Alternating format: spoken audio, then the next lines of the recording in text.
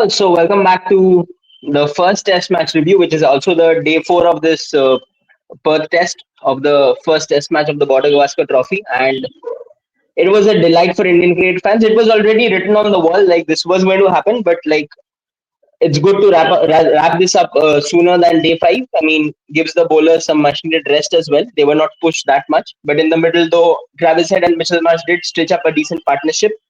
But anyways, we got the job done. So kudos for that. And it was a huge margin. I think in Australia it is the highest defeat for Australia by India in Australia with given the runs margin. I think it's 295. So I mean that's a huge deal to be honest. I mean on the back of a whitewash at home, this was not expected to be honest. But like kudos to the Indian cricket team. They have like psychologically also they have like revamped themselves and they have come fresh to this series and looking forward to some historic series now. It will be exciting, that's for sure. I'm no way saying India is going to win this series or something, but like things will get really competitive now going how these series normally go. So I mean, so if we talk about today's day, so it started off with Australia 12 for 3, and then we got Usman Khwaja out early, like pulling top edging one Rishabh Pant catch, and then there was a little bit of a partnership between Steve Smith uh, and this Travis Head, and after that we Steve Smith got out by a very good delivery from Mohammad Siraj, who bowled really well in this Test match. And then like there was a decent partnership with Mitchell Marsh and Travis Head.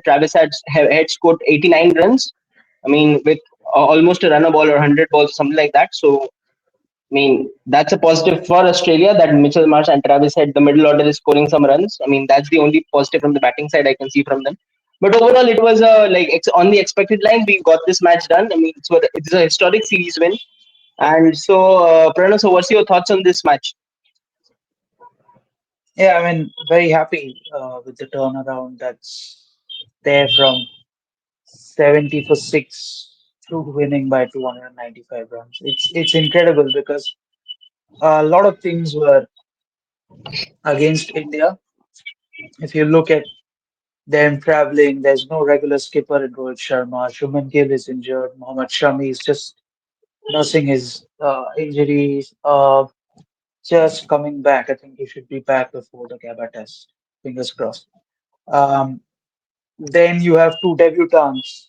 Then there's a makeshift opener in KL Rahul. Devdutt Padikkal is retained from the A tour for the number three spot. There are talks about why no Abhimanyu Easwaran, but then yeah, there's a lot of noise around changing the coaching staff, etc. But they deserve full credit for what's happened. Um, to purely trust your instinct and go out there and bat first in tricky conditions. I think if they had got a little more than 150, 200, they might have got, a little more lead. So that's something that they need to work on, perhaps, because if you weather the storm around the first 15 overs for the Kookaburra ball, then it starts getting easier. Of course, the next test is pink ball, but that's a different ball game.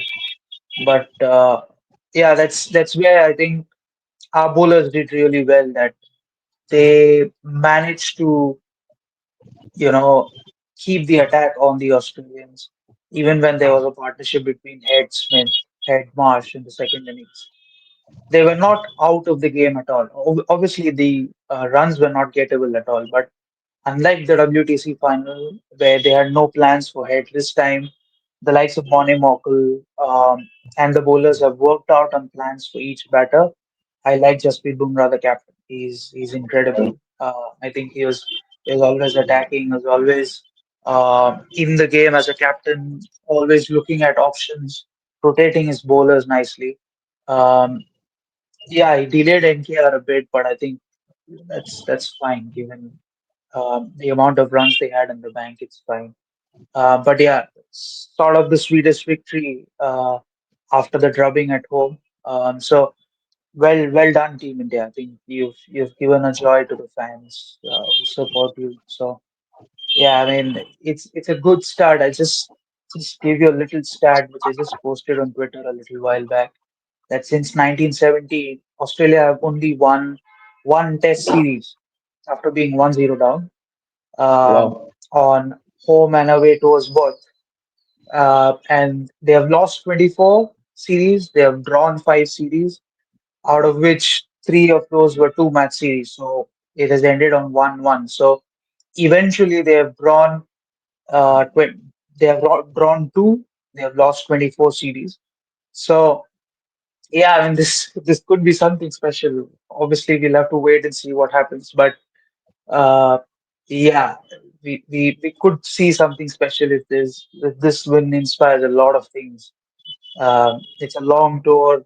There'll be rotations changes given that the test schedules are a little weird. But I think yeah, overall it's a good start to the series because Perth was one of those toughest venues for India, especially True. starting with that high bounce. Then they did really well.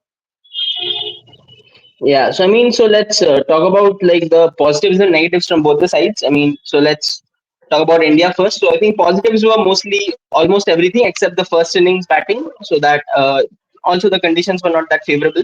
So I mean, overall, the batting side of things in this Test match was good, like given both the innings. But the only thing which I wonder about is given if the conditions are very flat, not necessarily in the next test, the pink ball test, but if the conditions are very flat, as we saw in today, so basically, after the Bumrah spell, like when a partnership is building in the Australian team, do we have enough bowlers apart from Bumrah to actually like get those line and length consistently going there? I mean, we saw Harshit Rana going for a few runs today. I mean, like if it was since this was a 500 game, there was no chance for Australia to like put any sort of pressure on India. But say if it was a sort of a 250 to 300 game, then I think like we needed to tighten up a lot. I mean, given I'm talking about the future matches being in Melbourne, Sydney, or whatever. So, what are your thoughts on this little situation? Yeah, I think look, it's about mentality as a fast bowler as to what exactly you think should be done in situations like these when there's a partnership and as a captain what plans you have. So if something's not working, then what do you do? Do you bowl short pitch bowling? Do you mix it up with short pitch and then push the batter down the back foot, then bowl the glory ball of LBW? You also have to read the pitch at that point of time that what it's doing. So I think if you look at the partnerships that they're building, it was not taking the game away. Obviously, the 500 thing we'll keep it aside for a bit. But even if it was 250, 300, it was not taking the game away from India. India was always in the game. So it's just that they need a little more control. When I'm saying control, it's not in terms of run scoring. It's just that they need to bowl more dot balls. Obviously, this is an inexperienced bowling attack with Harshit Rana and Nitish Kumar Reddy being the other two pacers, apart from Siraj and Bumrah. So I think Bumrah was brought on a little too early at times. I mean, he just bowled a spell, then around 5, 6 overs, then again he's brought back himself. But I can understand why is he doing that as a captain. He has that luxury of doing it.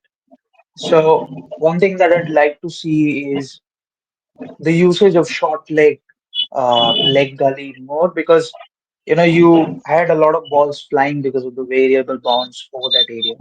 So you have a man under the lid, especially when you have so many runs in the bank. You don't have to worry about the batters scoring through deep point or whatever areas that you're bowling. So if it's taking an edge, you might want a short leg or a silly point or a leg gully, for example. So the closing fielders I'd like to see a little more because now that Steve Smith has worked out that his shuffle is being sorted by the batters that you get an in dipper as soon as you're coming in. Then he worked it around, so we had to tweak our plans where Siraj had to bowl short of length and catch his edge.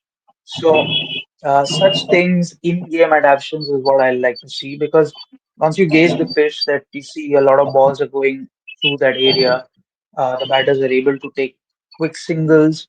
So maybe you stand a little ahead, maybe get the slips a little closer, maybe keep a short leg gully as I mentioned before. So these are little things that they can work upon. Apart from that, a lot of positives, of course, but again, leaving the balls is the key. So when you're batting first, especially most of the conditions are batting first conditions in Australia. because it stays flat. Obviously, it depends True. on how Australia reacts to this loss. But wherever you're batting, you just leave balls, you just leave them at a length, play it close to the body as KL Rahul played. That way you make them bowl at you and then you can score runs. So obviously they know it better than what I'm trying to say, but that's the point, right? You have to make their plans not work so that you know you're batting outside the crease, you suddenly realize, okay, I'll shorten the length, then you'll have to start leaving the ball. So those kind of things, if we can see, then it'll be even better. So now with Rohit Sharma coming back, Shubman Gill coming back, a little more back foot prominent players coming back, they can afford to take certain risks a little more. So what I would like to see is if it's a flat wicket, how will they up the ante? What will be the tactics to give put Australia under the pump if you are already in a dominating position? So all those things we'll have to wait and see how they do it. But yeah, first innings batting is something that they need to work on. Fair enough. So I mean, so if, let's come to Australia for a bit. So I think the only positives which Australia can take away from my side, I feel, is the first innings bowling was pretty much on point. Like the four of the bowlers, I think they did a decent job, except maybe Cummins who was off color. I mean, Josh Hazelwood especially. I mean, pick up the bowlers maybe right after Bumrah, he was the one bowler to in the match. Look, who did fantastic. He conceded 28 runs out of 487, I think, in India's second innings. So I mean, Josh Hazelwood was spot on. I mean, Cummins was a bit off color. Mitchell Stark was okayish to good in that category. So I mean, bowling still is fine from Australia. Not that much worried about it. But as we know that the top order is a cause of concern. Like there are talks of Manas Labuschagne getting dropped maybe because it's like obvious things have gotten to his head and he's kind of just struggling a lot starting off his innings and stuff like that. So, and also I think one thing which surprised me was Australia looked a bit undercooked coming to this test series, like especially their fielding and also the body language when India was scoring a lot of runs, they were pretty quiet and shy. We normally don't expect these things from Australian cricket. But maybe some people are saying that it is due to lack of Sheffield Shield cricket by the premier players, same Stark, Cummins, and all these players. But anyway, so what are your like overall thoughts on Australia? Do you feel that like they have in them to like come back very strongly and still win this series, or do you feel that there is seriously something wrong with their batting order or stuff like that? I think they do have it in there. So the main problem is the opening stand, the top four basically. In Test cricket, especially in Australia, if you don't have one of the top four scoring runs for you, then it's trouble. So in both innings, the top four did not score enough for Australia, and that's where it's a problem. So you have the likes of Usman Khawaja, you have the likes of Manas. McSweeney is making his debut, so we'll keep him aside. You have the likes of Steve Smith, who's just moved down back to fourth. So top four not scoring enough runs is a problem for them, and the backup opener for them is Cameron Bancroft, um, Matt Renshaw, players like these, or Sam Constas. They are not Right. scoring consistent runs, so that's a problem, right? You're not getting enough from your domestic talent to pull someone in all of a sudden from the Sheffield Shield to the middle of the series. That's a problem. So that is where Australia is lacking a bit, lack of runs from one of the top four, and then the supporting act by five, six, seven, and uh, Head, Marsh, and Carey. I think that's where it's a problem. So you don't have enough runs from the top four. Rest of it takes care of itself. I think Nathan Lyon was overcooked a bit uh, by the players. I think Nitish and Pant played them really well. Even in the second innings, he got the ball a bit to turn, but it's not enough by line standards. Cummins again looked a little off color, but he bowled well. He got the ball to move quite a bit. Um, yeah, so that's why it's a problem. So for Australia, the top order is a serious problem. If they don't sort it out, it could become a big trouble going forward because you don't have runs from Manas, Smith, who are considered to be the mainstays. Usman Khawaja will figure out a way to score, but if not, then he might also get dropped. So it's a problem Right. of few few things at the top order for Australia. Bowling is fine. Michael Nesser is unfortunately injured, but they might consider getting in Scott Boland. But for whom, I don't know. So yeah, there are little things that Australia can work on. It also depends on the sort of wicket that gives you for the Adelaide Test. So we'll have to wait and see until the end of this week as to what would be the squad for the pink ball. Yeah, I mean, I feel personally, I feel that they will probably go in with a very similar 11, like in Adelaide as well. But if that doesn't go to plan, then I think we will see some changes from Gabba onwards. But anyway, so so let's wrap this up. So just before wrapping it up, so what are your thoughts on Washington Sundar's performance in this Test match? Do you think ahead of Ashwin and Jadeja, he did a decent job? Like for personally for me, I think he started off a bit flatter, but I think as the game went on, I think he got into a good rhythm in Australian lines and lengths.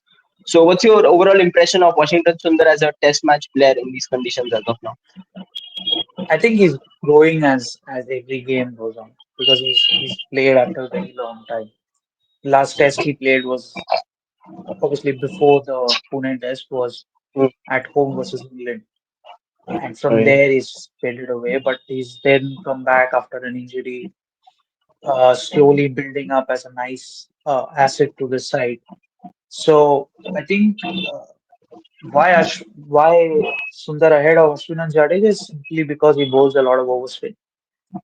Right. That's the only reason, and he actually proved that with a couple of wickets. Good catch by Dhruv Jurel on short leg, but Exactly. um, he did bowl that control lengths and lines. In the first innings, he couldn't bowl a lot. Second innings, he bowled really well. He held one end up. So that's a major role of a spinner. And in Adelaide, I'm not sure if he plays because he could, because the pink ball has a slight more lacquer and he could get a little more bounce. So I'd not be surprised if they retain the same bowling attack and do a little change in the batting attack. Um, but yeah, very happy for Sundar. A little more from him in terms of understanding the wicket a little more earlier would be really helpful. Yeah, and I feel that since he has been given a chance, I think which is a very right move from Gautam Gambhir and the team, support staff, everyone, the selection committee.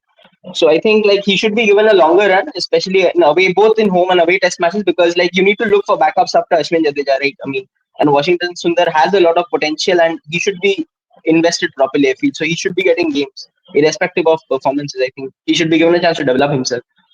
So, anyways, so that's all what we had for today. Again, an incredible day for Indian cricket. I mean, at Perth, Optus Stadium, like such a huge margin of victory. I mean, it's kind of what fairy tales are made of, but it's a real story, and we are happy for it.